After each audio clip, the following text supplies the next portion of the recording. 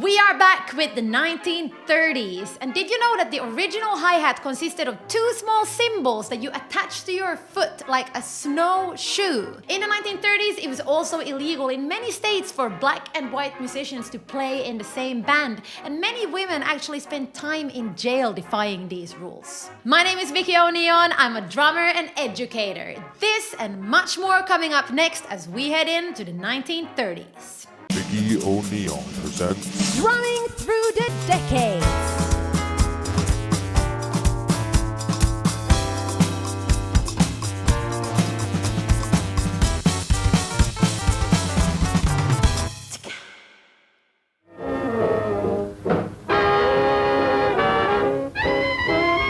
The stock market crash in 1929 brought an abrupt ending to the roaring 20s, and it put a lot of people out of work, and it was in general a really difficult time for many. So during the Great Depression, people wanted to escape this misery, and one of the things that helped people to get through these difficult times was music. People spent whatever little money they had to have some fun, so although the times were depressing, the music of the 1930s most certainly wasn't. Swing, also known as jump or jive, was the term to describe the new jazz music, and the 30s came to be known as the swing and big band era. So jazz went from being an underground thing to becoming America's most popular music, the pop music of the time, and big bands became the vehicle for jazz and swing music.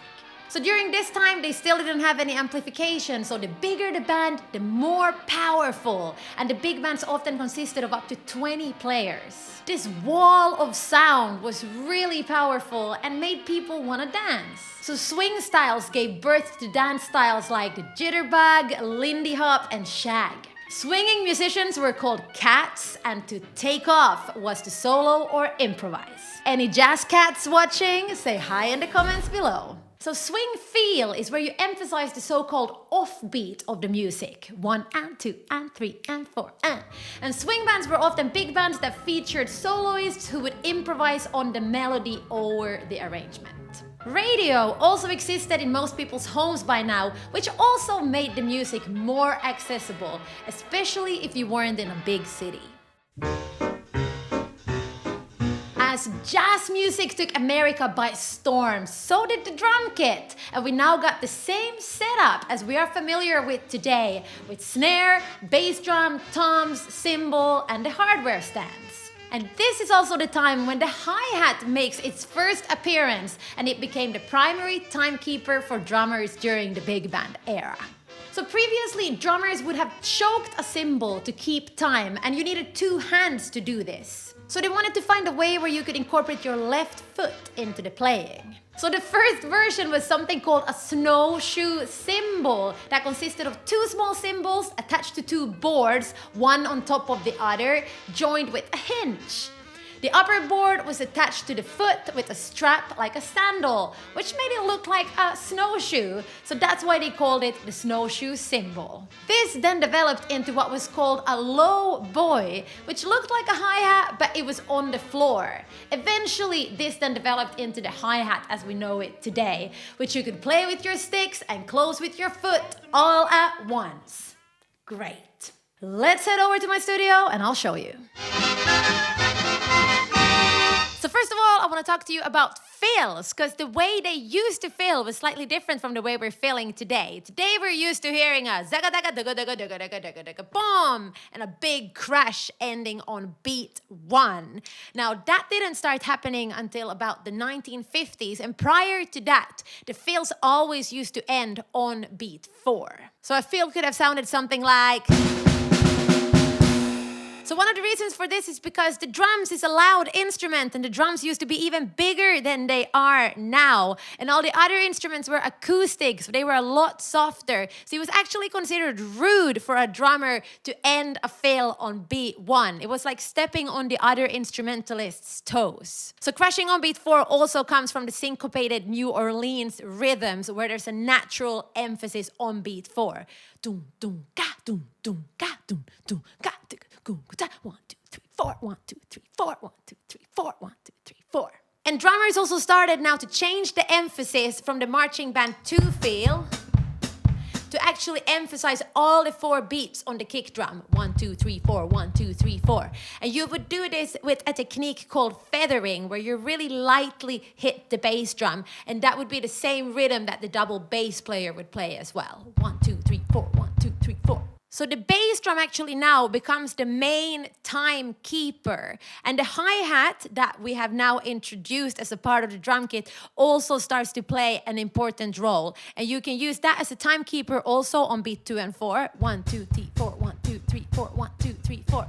And you can also start to incorporate some interesting rhythms with your hands.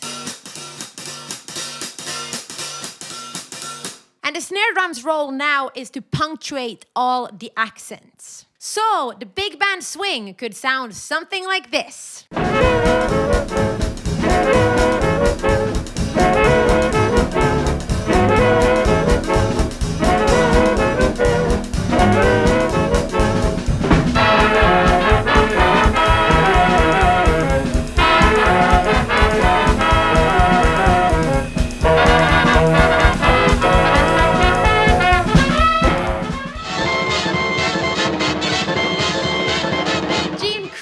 Is considered the founding father of the modern drum set. Together with his drum company Slingerland, he helped to develop the tom-toms with tunable top and bottom heads, which immediately became an important element of almost every drummer's setup and still is important today. Krupa also developed and popularized many of the cymbal techniques that we are using today and collaborated with Zildjian to develop the modern hi-hat cymbals. But it wasn't just Jane Krupa and a bunch of dudes. During the 1930s, many women started up their own swing bands like Ina Ray and her Melodies, who toured and recorded for half a decade and appeared in several Paramount film shorts. Dolly Adams was a young famous drummer and multi-instrumentalist from this era who played an important part in the New Orleans scene. At age 16, she formed and led her own group, but gave up her life as a musician only a few years later after getting married. Her husband requested her to stay at home and raise their 7 children. Using her musical skills, she trained all of her kids to play multiple instruments. But this fate to stay at home after getting married wasn't uncommon for female musicians. The woman who received the most acclaim from this period was Viola Smith, also known as America's fastest girl drummer. I'd like you to meet our very charming little drummer, Viola Smith.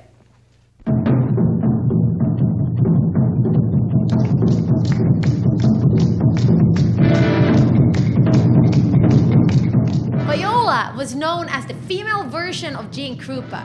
She started playing as a kid with her 6 older sisters and started performing and touring in the early 1920s as a 10-year-old.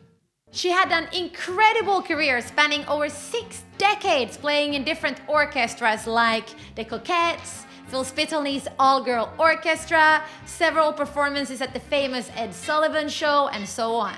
She also received a scholarship from Juilliard, featured in many films, and made the cover of Billboard magazine in 1940. Viola attracted many famous stars and reveals in an article that she had no problem turning down Frank Sinatra not once, but twice throughout her drumming career. Her reputation as a pioneer amongst women drummers is undisputable, and she is now featured in the international Who's Who in Music. She sadly passed away in 2020 at a staggering 107 years of age. Thank you, Viola. Share your love for her in the comments below.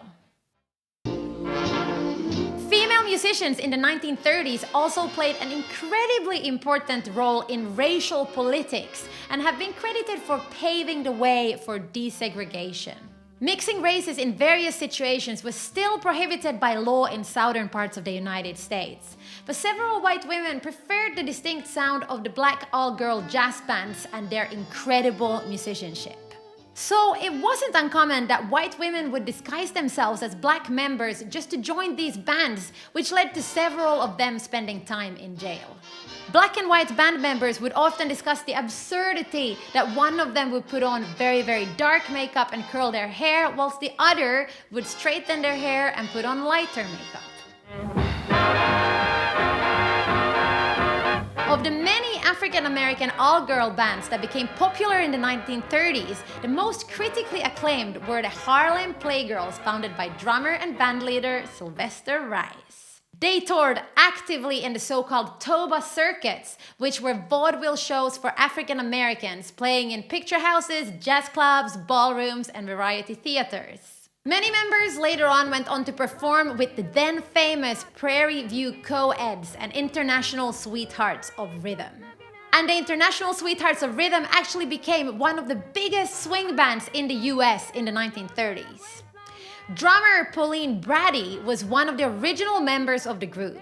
They created incredible performances featuring different instruments, and one of Brady's favorites was the drum solo of the song Drum Fantasy, where she says, "I wore white gloves, I had my sticks, rims, and cymbals painted with fluorescent stuff, so when they put on the black light, the audience went mad." I could totally resonate with that. The International Sweethearts of Rhythm also made their way across the pond and inspired drummers in Europe. And as a result of that, female drummers joined the UK-based Ivy Benson all-female swing band.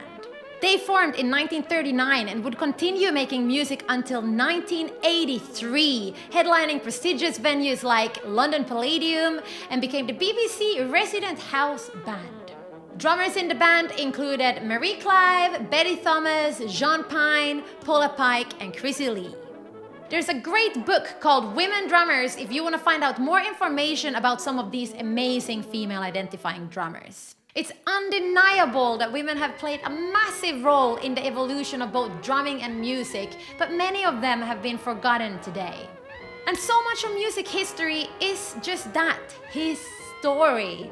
But in a time where opportunities were far from equal, it's difficult to gain a perspective on her story. Hopefully this series will help with some of that. Okay, so that's it for this episode. Hope you've enjoyed our trip to the 1930s. I would love to hear your thoughts, so comment below, subscribe, and watch the previous episodes if you haven't already done so. In the next episode, we once again see African American musicians' groundbreaking impact on the development of music. We also get to know the woman who recorded Hound Dog way before Elvis Presley and much more. See you there!